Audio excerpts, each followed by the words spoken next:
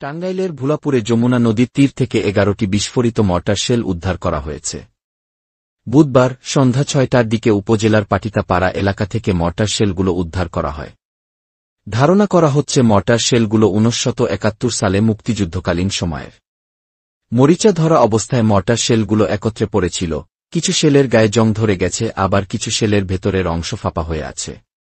স্থানীয়রা জানান, শাহাদত নামে এক ব্যক্তি যমুনা নদীর পাড়ে মাছ ধরতে গিয়ে প্রথমে মর্টার শেলগুলোর খোঁজ পান। হঠাৎ এসব বস্তু দেখতে পেয়ে তিনি আতঙ্কিত হয়ে পড়েন।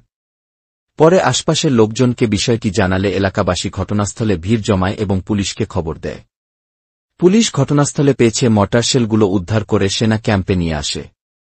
এলাকাবাসীর দাবি, উদ্ধার হওয়া মর্টার শেলগুলো মুক্তিযুদ্ধকালীন সময়ের স্মারক। তাদের মতে 1971 সালে এই পাটিতাপাড়া ও মাটিকাটা যমুনা নদীর তীরে পাকিস্তানি বাহিনীর একটি যুদ্ধ জাহাজ ধ্বংস হয়েছিল।